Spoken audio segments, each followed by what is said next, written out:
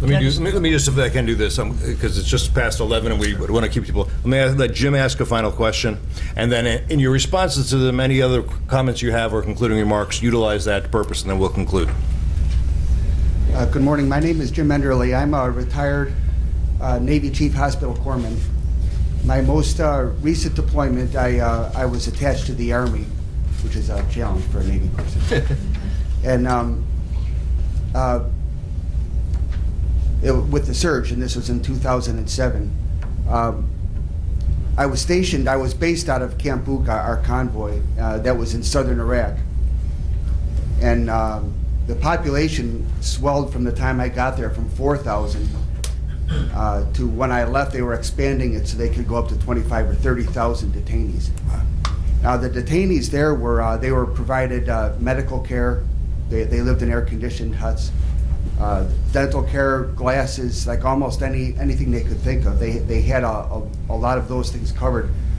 If they hadn't been charged with anything, then there was a stipend that was paid to families. So a lot of them, that was a positive, but mostly my question is about, they devised an education program there that they would allow when someone was detained. They would ask, do you want to have study periods or periods of study of the Quran while you're detained here, which naturally almost 100% of them would say yes.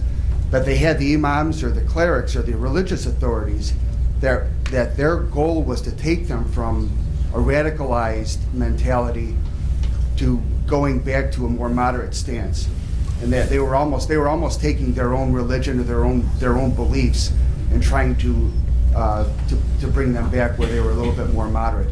And I know that's just part of it. I know Dawit, if they don't have a democratic working government in place, it may not do any good, or if their economy has collapsed or things like that.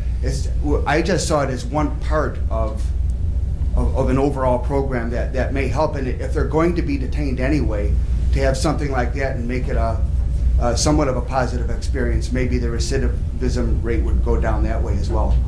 I just didn't know what members of the panel felt.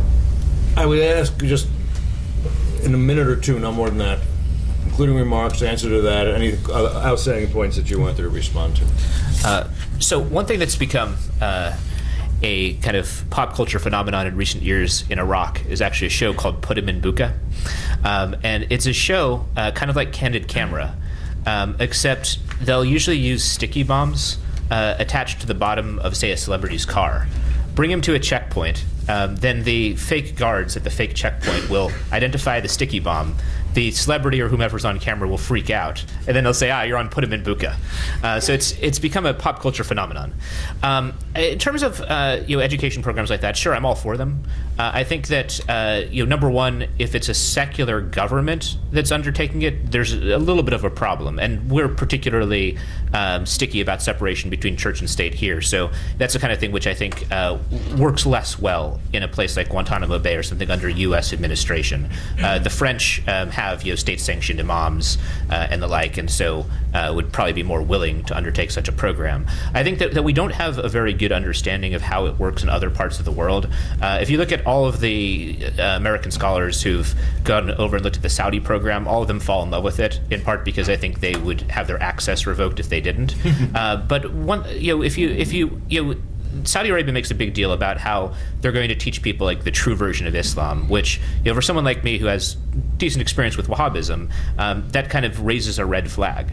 And one thing that I would predict from the true version of Islam as taught in Saudi Arabia is that you'd see less of a recidivism rate against the Saudi state, more of a recidivism rate against the United States when the Iraq War was going in places like Iraq, which is basically exactly what happened, and something that people who didn't have an understanding of what was going to be taught there, like if you look at the U.S. scholarship, they'll all talk about the religious de-radicalization program. None of them have any kind of idea about what the content of it is, so they assume that it's very good. But I'm all for it. We just need to understand who's teaching, and that will have an impact. I mean, I guess the concluding remark I'd say is I very much enjoyed this discussion. I think it's the kind of discussion that needs to happen on this issue. This problem of preventive detention and warfare type situations that don't represent traditional state-to-state conflict. It's simply not going away.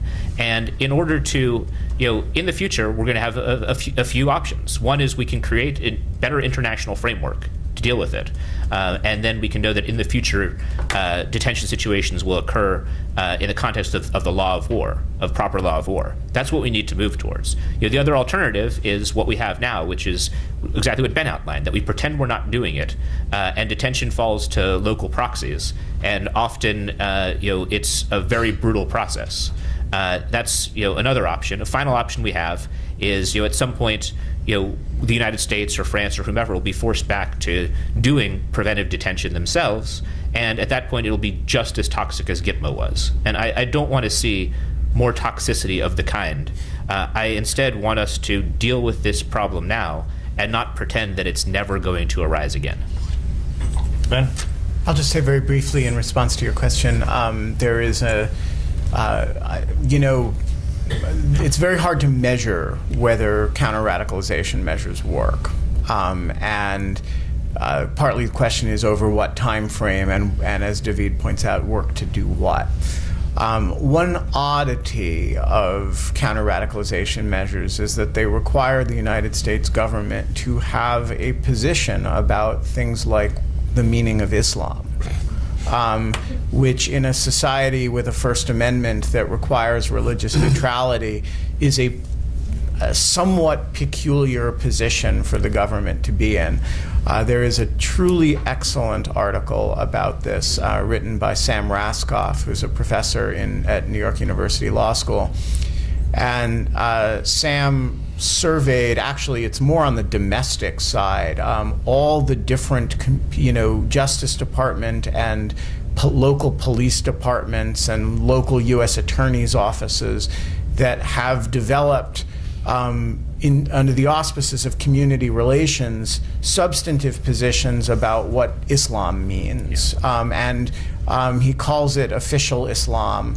And talks about it as an oddity under the religious freedom clauses of the First Amendment, and I commend the article to you. I don't think it's not directly relevant to the question of what was going on in Bucha, but I do think any efforts that we undertake that involves substantive interventions in the meaning of religions is an interesting and difficult territory for us to be playing in.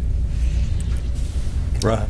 Thank you for your service and your question. Unfortunately, it's not my area of expertise, so I don't have much to add to David and Ben's thoughtful remarks. And I also wanted to thank you for the great discussion today. I think it's been really, really useful and some really interesting thoughts. I guess I'll just close by saying that, one of the most common themes in this entire discussion has been this, we're facing a new threat, so we need new rules phenomenon. I think in some ways that's almost completely wrong, and something that we ought to face head on. And I do agree that this threat is not going away, and in many ways the reasons why the threat is not going away is because it's always been there and always will be there. We are facing a threat from terrorism right now that's particularly directed at the United States and has been for more than a couple of decades now, at least since the early 80s. It's got some unique aspects to it, some transnational aspects to it, actors that are residing in failed state sanctuaries, for example. But what I think is interesting about this is how quick we are to want to jump onto new rules when there are established rules that provide a reasonably good basis for action. The truth of the matter is the old rules that are often referenced in this discussion were never intended to apply to this threat.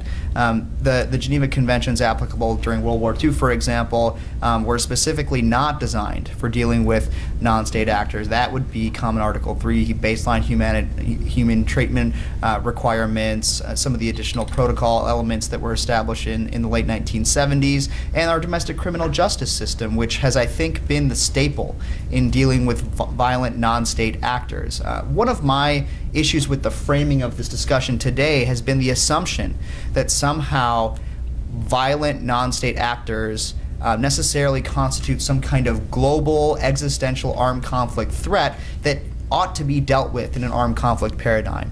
under the laws of war.